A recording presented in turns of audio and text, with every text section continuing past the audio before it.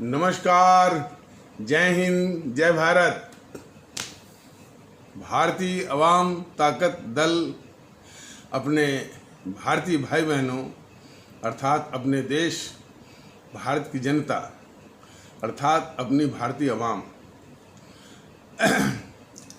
से भारतीयता आधारित आपसी श्रद्धा, भारतीयता आधारित आपसी स्नेह, भारतीयता आधारित आपसी प्रेम, भारतीयता आधारित आपसी सहयोग नहीं, भारतीयता आधारित आपसी अखलाक मोहब्बत, भारतीयता आधारित आपसी सहयोग, भारतीयता आधारित आपसी सम्मान, भारतीयता आधारित आपसी एकता, भारतीयता आधारित आपसी भाईचारा तथा भारतीयता आधारित आपसी सद्भाव को समझने व उसे आत्मसात करके उसी अनुसार आचरण एवं व्यवहार करने हेतु और इसके पूरे देश में प्रचार प्रसार करने हेतु और इसकी अहमियत और महत्व को प्रत्येक देशवासी को समझाकर उसे अपनाते हुए वैसा ही आचरण एवं व्यवहार करने हेतु और प्रत्येक देशवासी को अपना ही भारतीय भाई बहन मानकर, समझकर, अपनाकर उनके साथ वैसा ही और उसी अनुसार आचरण एवं व्यवहार करने हेतु सतत, सदैव और हमेशा अदब के साथ, आदर के साथ अर्ज करता है, विनती करता है। जैसा कि किसी पिछले एपिसोड में यह संकेत किया गया था कि जब भी हमारे मुख से ये अल्फाज निकलते हैं कि हमारे भारतीय भाई बहन, हमारे भारतीय अवाम, हमारे देश की जनता, हमारे मन को कितना सुकून मिलता है और और हमारी आत्मा को क्या कहते हैं कि एक स्पिरिचुअल ब्लिस अंग्रेजी में कहते हैं, एक आध्यात्मिक आनंद मिलता है। इसका बयान मैं नहीं कर सकता, इसलिए कि हमारे लिए ईश्वर या खुदा हमारी अवाम है और उसी तरह से हमारे दूसरे खुदा और ईश्वर हमारा मुल्क है। इसलिए हम जब उनका नाम लेते हैं और उनका नाम जपते हैं, एक स्पिरिचुअल ब्लिस की, एक आध्यात्मिक आनंद की अनुभूति होती है। इसको जब आप लोगों के सामने मुखातिब हम होंगे तो इसका एहसास हम करवाएंगे। तो आगे बढ़ते हैं।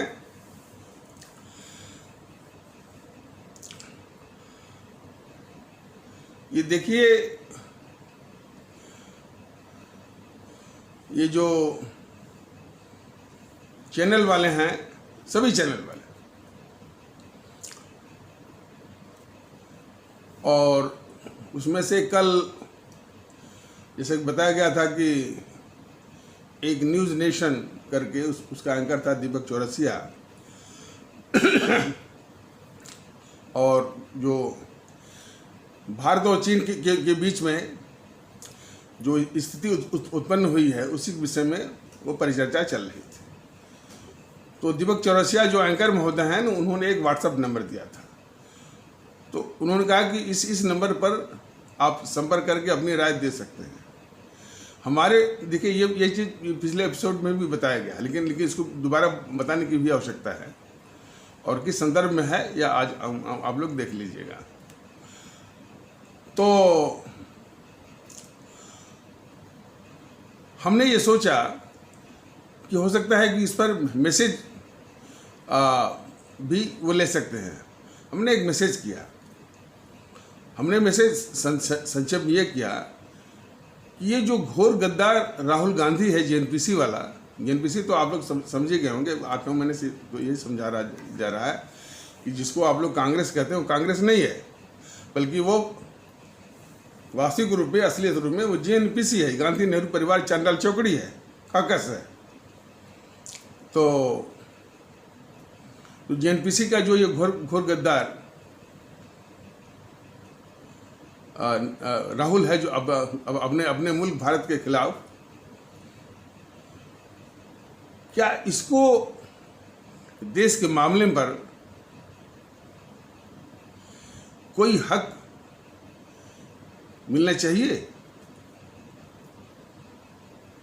ये मैसेज मैंने किया था। कोई हमारे साथी ने कहा कि साहब, जब ये सब चैनल वाले इतने शातिर और धूर्त होते हैं कि जब भी कुछ इस तरह का जो कि उनको पसंद नहीं आता या उनको परेशान करने वाले मैसेज होते हैं, वो पहले ही पढ़ लेते हैं और उसको रिसीव ही नहीं करते हैं। हो सकता है कोई आजकल जितना जनता की भलाई के लिए सॉफ्टवेयर डेवलप हो रहे हैं, उससे ज़्यादा खुराफात भरे भी सॉफ्टवेयर डेवलप हो रहे हैं। इसलिए खुराफात की इंजीनियरिंग टेक्नोलॉजी सामान्य टेक्नोलॉजी से हमेशा आगे रही है हमेशा। और इसके बाद उस पर हमने घंटी किया, रिंग किया, प्रोग्राम चल रहा है, कोई उठाने वाला नहीं, ताकि ये पूरी स्थिति मैं बता सकूं, कोई उठाने वाला नहीं। फिर हमने एक मैसेज और किया कि न्यूज़ नेशन महोदय, आप जनता की आवाज़ और लोकतंत्र का चौथा स्तंभ का मुखौटा पहने हुए जनता के साथ धोखा कर रहे हैं। आपने सार्वजनिक रूप से ये व्हाट्सएप नंबर दिया हुआ है और सार्वजनिक रूप से इस व्हाट्सएप नंबर पर जनता की राय को आमंत्रित कर रहे हैं। ये व्हाट्सएप नंबर वो अटेंड ही नहीं होता है और वो व्हाट्सएप नंबर पर कोई मैसेज भी रिसीव नहीं होता है। उनका व्हाट्सएप नंबर भी हमको याद है, शायद 9711002266, यही है, ये नंबर है 9711002266, ये नंबर उन्होंने दिया था। तो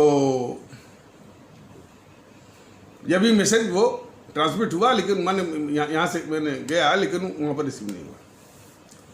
फिर हम अपने पदाधिकारियों, साथियों और भी शुभचिंतकों से बात किया। उन्होंने कहा कि अरे साहब, ये जो चैनल वाले वो कहने को है मुखौटा की जनता की आवाज़ है, लोकतंत्र का चौथा स्तंभ है, ये बड़े शातिर हैं, बड़े धूर्त होते हैं और जो भी इनकी खबर, जो भी इनकी बात, जो भी बात मैसेज जो इनको पसंद नहीं आती है या जो इनको परेशान करने वाली होती है, उसको कैसे रिसीव ना किया जाए, कैसे न किया जाए, इनके पास तमाम सॉफ्टवेयर, टेक्निक, खुराफातें इनके पास हैं। तो हमारे मन में ख्याल आया कि ये काबू में तब आएंगे जब इनका जो बिजनेस है, बिजनेस को डिस्टर्ब किया जाए, तब इनकी कुंडली जागती है, इनके धंधों की। और इस पर जब अंग्रेजों वाली गुलामी थी, और कहना पड़ेगा कि अमृत बाजार पत्रिका बहुत ही देशभक्त किस्म की पत्रिका थी, उसमें वो कलकत्ता से निकलती थी और उसी का एबीपी न्यूज़ है। और एबीपी न्यूज़ को देख करके हम बहुत तकलीफ होती है मन को, क्या यही वो अमृत बाजार पत्रिका है जो अंग्रेजों से टक्कर थी लेती, और आज जो है वो अंग्रेजों के से अधिक सौगुना खतरनाक जो काला अंग्रेज है जो जीएनपीसी का गांधी नेहरू परिवार चंडाल चौकड़ी कागज, उसके ये तलवे चाट रहा है एबीपी न्यूज़। बहुत तकलीफ होती है। तो वो अमृत बाजार पत्रिका ने लिखा था कि ये जो अंग्रेज हैं, अंग्रेजों के खिलाफ भी हमारे देश के लोग काफ़ी अपशब्द कहते थे। और 1857 की लड़ाई में ये भी सामने आया था कि एक छोटी सी कोठरी में, जिसमें कि दो तीन लोग भी नहीं आ सकते, उसमें शायद 157 या 160 अंग्रेजों को इन लोगों ने ठूस दिया था और सारे अंग्रेज वो मर गए थे। तो ऐसी बात नहीं है। वो सैंडर्स के पर अटैक किए थे हमारे खुदीराम बोस, जो कि वायसराय था। तो इस तरह के उनके रोष और इस तरह के जो जो स्वाभाविक प्रतिक्रिया है गुस्से के रूप में हमारे भारत के लोग अंग्रेजों के खिलाफ, इन फिरंगियों के खिलाफ बोला करते थे। तो इसी पर अमृत बाजार पत्रिका ने कहा कि अरे भाई, इन अंग्रेजों को कुछ भी कह लीजिए, इनको छोटी सी कोठरी में इनके लोगों को मार भी दीजिए, इन पर असर नहीं होगा। इनकी पर्स पर जब आप हाथ लगाएंगे अंग्रेजों के, तब ये इनकी कुंडली जागती है। जरा फिर से सुनिए, वो अमृत बाजार पत्रिका ने ये कहा था कि इनको लाख, जबकि अंग्रेजों की वाली गुलामी थी, इनको लाख गाली दे दीजिए, छोटी सी कोठरी में इनके 150 या 160 अंग्रेज भर करके सारे अंग्रेज को मार भी दीजिए, तब भी ये दिखावे के रूप में कुछ भी कहा दे, दिखावा अलग चीज़ है, तब भी ये कुछ करेंगे नहीं। जब इनके पर्स पर आप हाथ डालेंगे, उनके बिजनेस पर हाथ डालेंगे, तब इनकी कुंडली जागती है। तो उतने ही शातिर, उतने ही धूर्त और उतने ही मन दुष्टता लिए हुए ये सारे चैनल हैं। आज इस देश का सबसे खतरनाक गद्दार राहुल जो है तांडव कर रहा है। उसके वक्तव्य को सभी, इसने हमला बोला, इसने मोदी पर हमला बोला, इसने बीजेपी पर हमला बोला, इसने ये वक्तव्य उसको ब्रेकिंग न्यूज के रूप में, इनकी मानसिकता को हमारे आदरणीय भारतीय भाई बहन, हमारे आदरणीय भारतीय अवाम बहुत गौर से देखेंगे।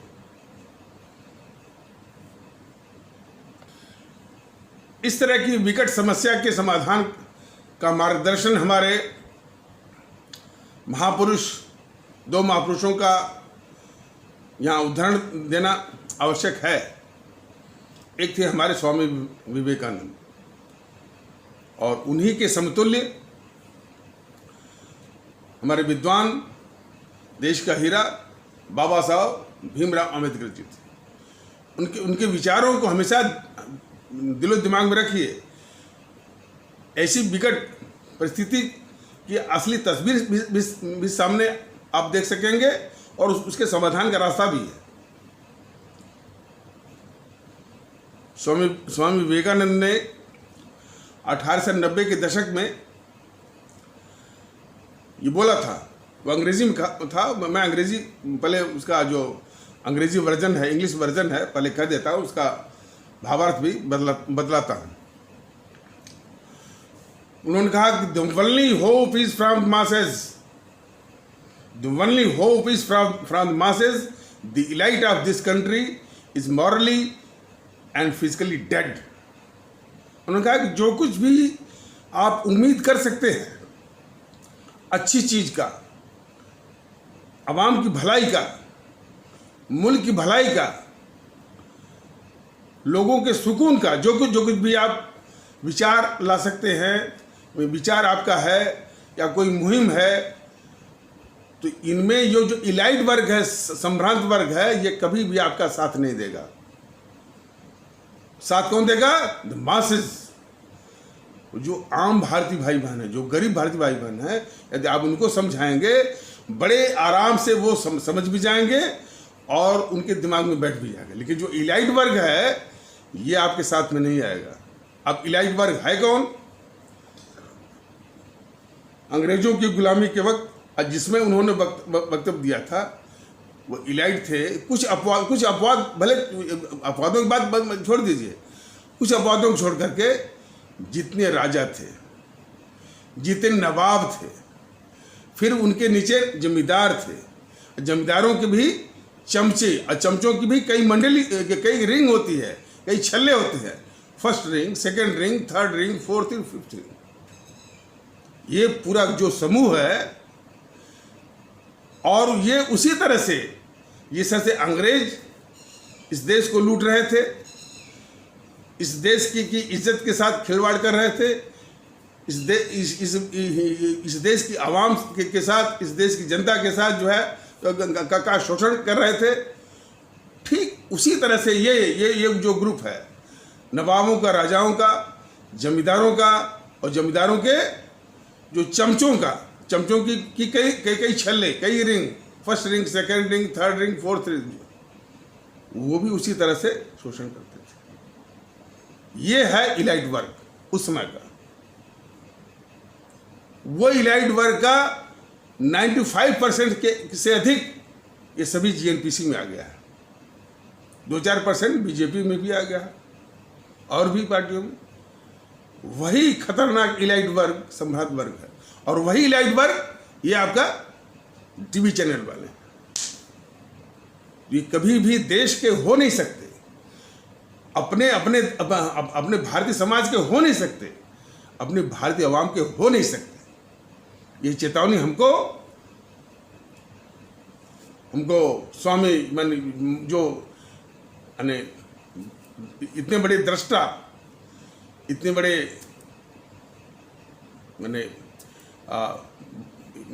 भारत के दार्शनिक और महापुरुष स्वामी विवेकानंद ने चेतावनी दी थी 1890 के दशक में।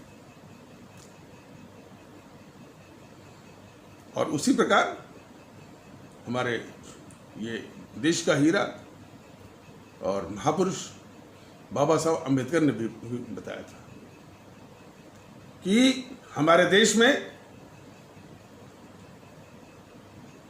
वक्त के किसी भी मोड़ पर विद्वानों की कोई कमी नहीं रही है, लेकिन इन विद्वानों के साथ कुछ अपवादों को छोड़ करके समस्या ये रही है कि जो जितना बड़ा विद्वान रहा है, बौद्धिक रूप से उतना ईमानदार नहीं रहा है। बौद्धिक बेईमानी की समस्या इस देश की सबसे बड़ी समस्या है।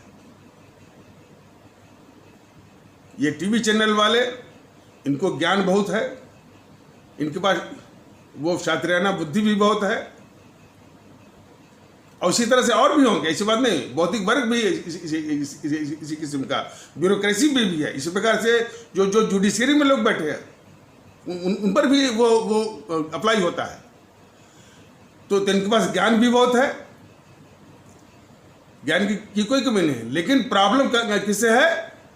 बौद्धिक ईमानदारी से, यानी जो बौद्धिक ईमानदारी के अनुपस्थिति से या बौद्धिक बेईमानी से। तो इसकी ओर जो है हमारे बाबा साहब ने इशारा किया था। तो बौद्धिक बेईमानी जो है, जो ये बौद्धिक बेईमानी लिए हुए ये इलाइट वर्ग है।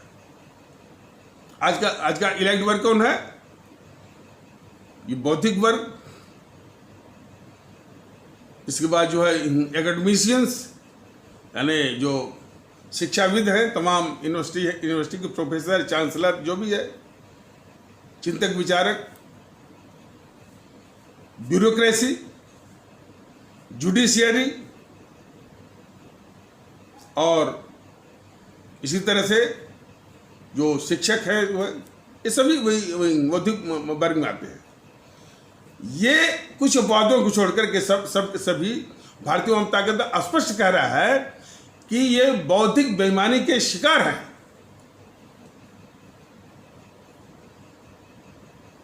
तो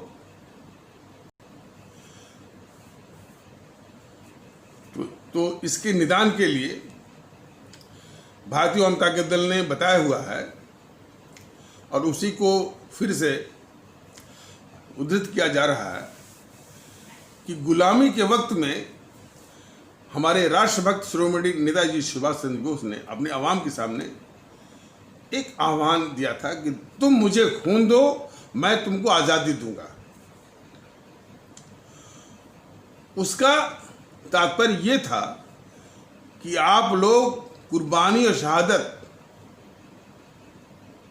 देने के लिए मानसिक रूप से तैयार होइए सबसे पहले, और उसके बाद ही आप नैतिक रूप से आज़ादी पाने के हकदार बन सकते हैं।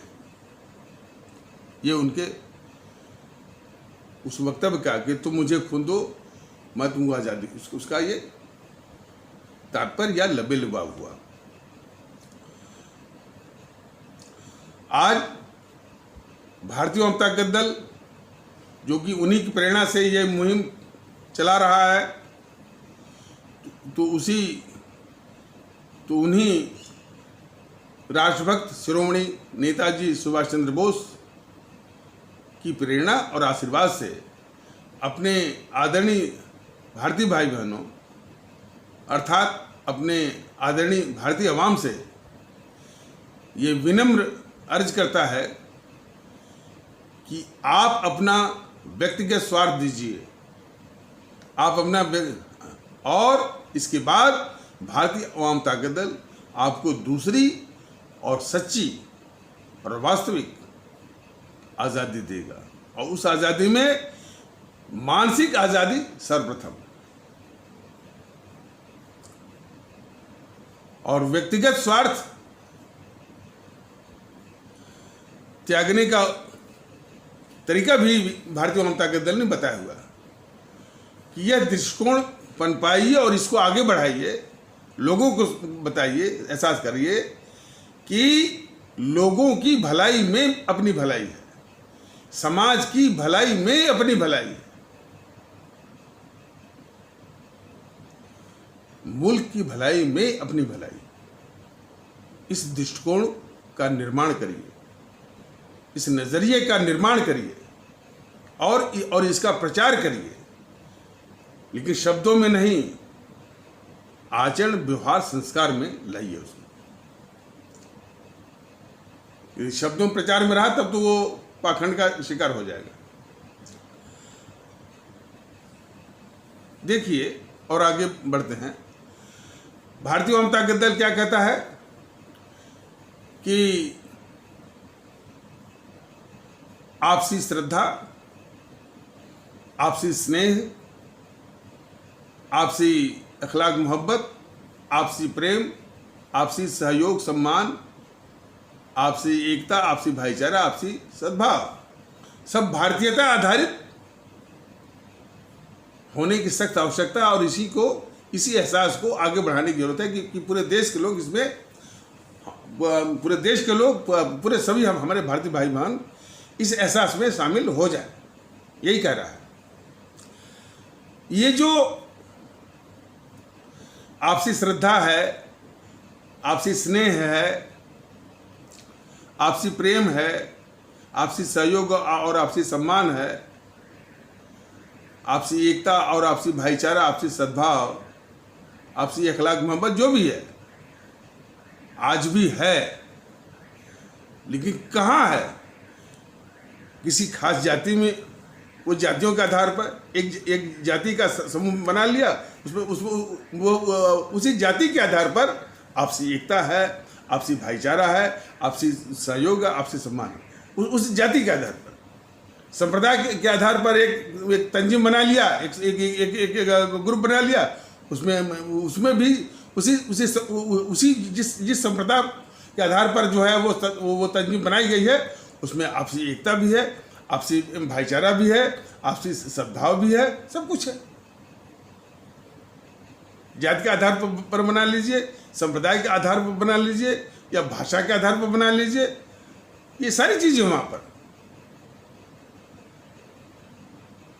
लेकिन भारतीय ताकत दल क्या कर रहा है कि वो सारी संकीर्ण चीजें छोड़िए, वो चीजें जो एकता, एक जातियों के आधार पर एकता बनाए हुए हैं, संप्रदायों के आधार पर बनाए हुए हैं, भाषा के आधार पर एकता और भाईचारा बनाए हुए हैं, प्रांत के आधार पर एकता और भाईचारा बनाए हुए हैं, सभी को तिलांजलि दीजिए।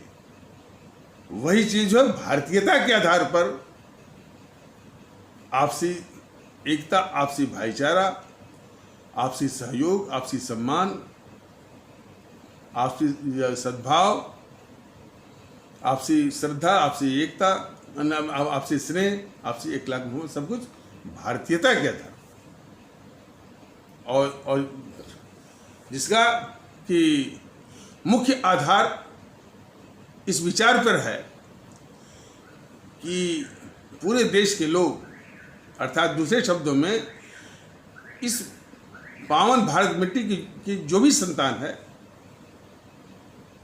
वो सभी अपने हैं, वो सभी समान हैं, वो सभी एक हैं। इसलिए ये सारी चीजें जो हैं आपसी एकता, आपसी भाईचारा, आपसी सहयोग, आपसी सम्मान, आपसी श्रद्धा, आपसी स्नेह, आपसी अखलाक मोहब्बत, आपसी सद्भाव, सब कुछ भारतीयता के आधार पर। और ये और वो इस विचार पर जो आधारित है कि इस पावन भारत की मिट्टी के जितनी भी संतानें हैं वो अपने ही भारतीय भाई बहन हैं और वो समान हैं, एक हैं, बराबर हैं, कोई भेद नहीं है, कोई फर्क नहीं है। यही एहसास पूरे देश में लोगों को कराना है और यही चीज जो है, जो सामंतशाही दृष्टिकोण, जो सामंतशाही माने दृष्टिकोण के आधार पर राजनीति चला रहे हैं, खास करके जीएनपीसी और ये बीजेपी वाले, उनको यही मुहिम जो है खल रही है कि ये जो कि सबको गले लगाने की बात कर रहे हैं। देखिए, जब बीजेपी की बात कही जाती है, बार बार भारतीय जनता दल ने कहा कि बीजेपी की व्यथा कथा थोड़ी सी विचित्र है। बीजेपी में जो ऊपरी जो है वो नेतृत्व है, वह तो राष्ट्रवाद का मुखौटा पहनकर इस देश को छल रहा है, लेकिन उसी बीजेपी के कैडर में जो उसके समर्थक हैं, जो उसके कार्यकर्ता हैं, जो जमीन से जुड़ा हुआ निचले तबके का जो नेतृत्व है, एकाध अपवाद को छोड़कर सभी के सभी वो राष्ट्र को समर्पित है, भारत राष्ट्र को समर्पित है, जो कि भारत की मजबूती के लिए समर्पित है।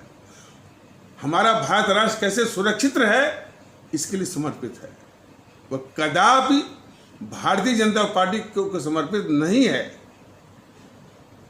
लेकिन हाँ, इन्हीं चीज़ों को खोजने के लिए वो भारतीय जनता पार्टी से जुड़ा, लेकिन अब उसको भी महसूस हो रहा है कि बीजेपी का जो नेतृत्व है बहुत बड़ा धोखा है, बहुत बड़ा छलावा है। क्यों कि इतनी खतरनाक जीएनपीसी, वाम दल और इसे जीएनपीसी की जो भुजा है असदुद्दीन गिरोह, पीएफआई, सिमी और फिर उसके जो समर्थक और भी गिरोह हैं, कन्हैया कुमार गिरोह है, लुटियन गिरोह है और उसको पुष्ट करने वाले, समर्थन देने वाले स्थानीय क्षत्रप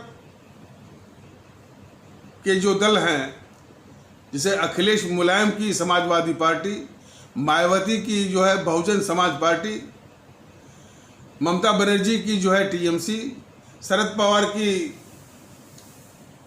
एनसीपी, उद्धव ठाकरे की शिवसेना, तमिलनाडु की जो है डीएमके और एआईएडीएमके, आंध्र प्रदेश की टीडीपी और इधर पंजाब की अकाली, इस सारी समाज विरोधी, समाज में विखंडन करने वाले, और ये दो तो जो जीएनपीसी और वामदल तो इस देश के गद्दार हैं और बहुत ही खतरनाक दुश्मन हैं। तो इनको जो है बीजेपी की सरकार, आदरणीय मोदी जी की सरकार और मोदी जी खुद इन खतरनाक दुश्मनों को पाल रहे हैं और उनके सारे देश विरोधी, समाज विरोधी आरोप, देश विरोधी, समाज विरोधी जो कारनामे, जो करतूत है,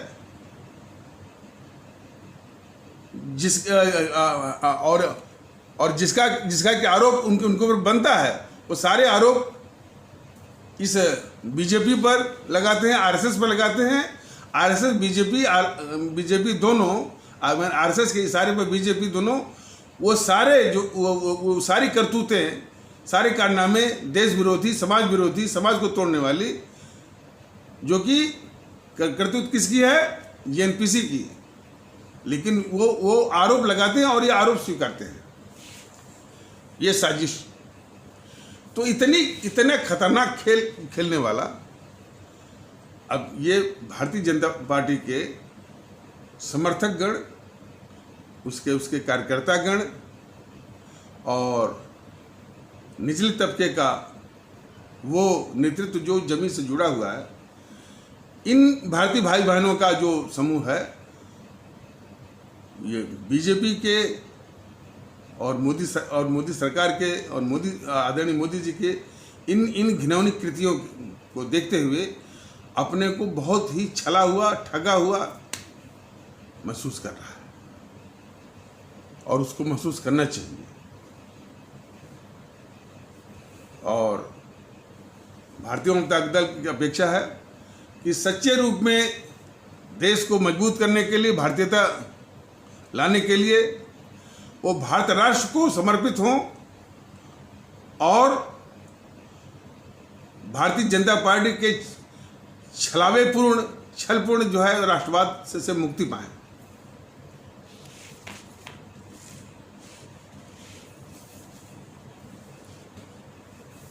तो इन्हीं आवश्यक शब्दों के साथ इस आवश्यक परिचर्चा को यहीं पर विराम दिया जाता है।